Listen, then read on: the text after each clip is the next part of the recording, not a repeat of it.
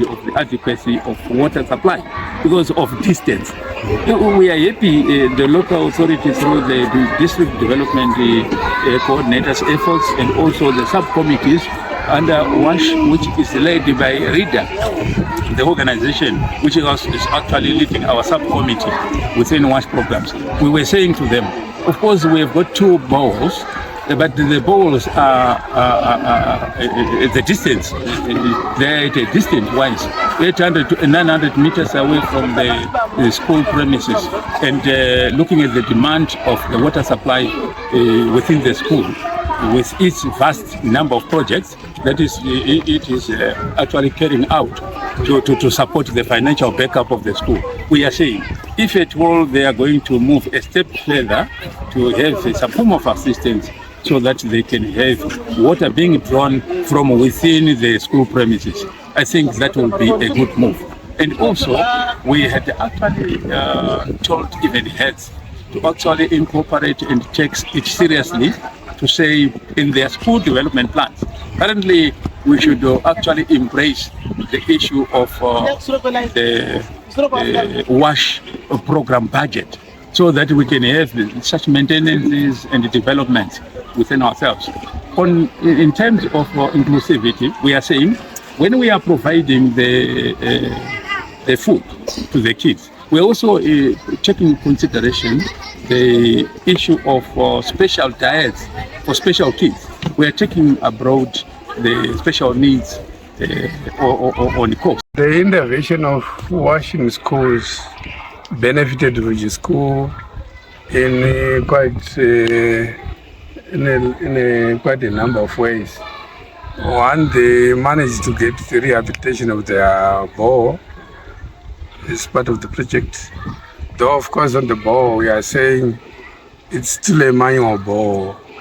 But looking at the wide range of projects that are being undertaken at the school, it is our feeling that if resources permit, we improve and install them as solar-powered bores so that they can easily access the safe, clean drinking water to cater for their projects, to cater for the hand washing facilities. Because previously we had cholera, suspected cholera cases in the province, and we want to have total wash at the school.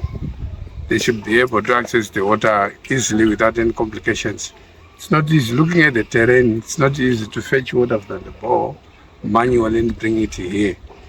The surrounding communities are benefiting. They are also accessing the water for drinking, and their kids, they can now safely access those wash facilities. And also there's introduction of the menstrual hygiene. We started the menstrual hygiene exercise at this WASH intervention project. Now the school is providing pet sanitary wards for the girl child. They have the toilet specifically for the girl child. It is our feeling. I've been in the other provinces like Manicaland, where they have got fed that they are now producing the paste themselves in their school. It is our feeling if they could do that, apart from their own consumption, they can go further and even sell them to other schools. So they are benefiting quite a lot as a result of this intervention.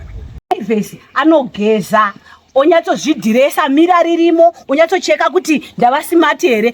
Vaseline, unfortunately, tanga tisina kuisa Vaseline. Vaseline nesipo zvese zviripo anogeza odzokera kuchikoro kwake ari very safe.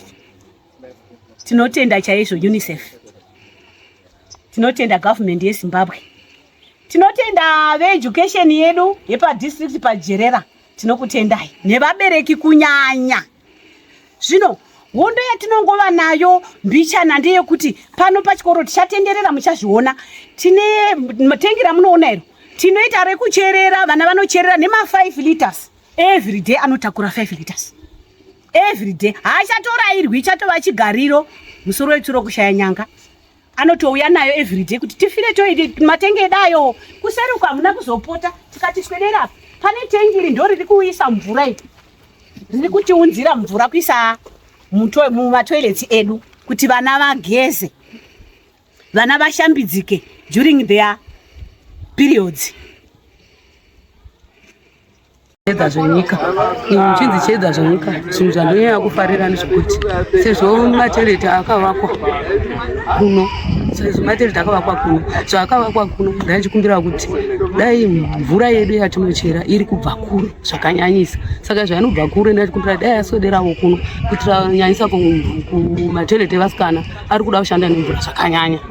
Saka angada kuti kana ikahwederawo pedowo vasikana vanowana kudetsereka panyama chekuti hati mvura inenge ifanirwa kupinda mumatengi, saka inenge idafanirwa kuti ipinde mumatengi nemapaipi ichizobudirayo pamapombi.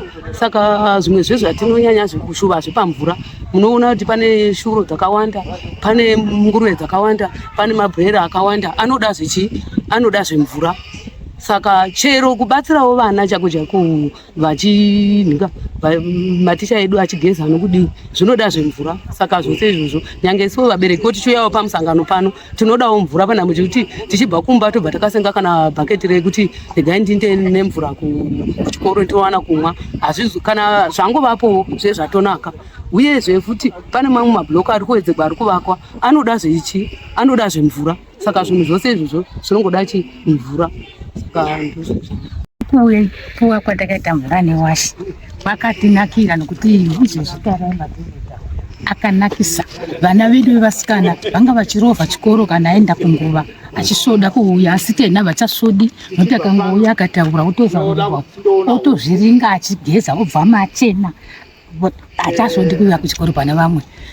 Izvi zvino nguruve dzatandoona dzitoda mvura. Saka zvinhu zvinotosimudzira chikoro chedu zvokuti dei zvazvangaita kuti ibve papapa iti panotsve vana vazorori kusenga mvura, nokuti vana voga voga vanotoya nemvura kuti nguruve dzirarame ivo vagawana yekugeza, nokuti zvinhu izvi zviri kutekererwa navana.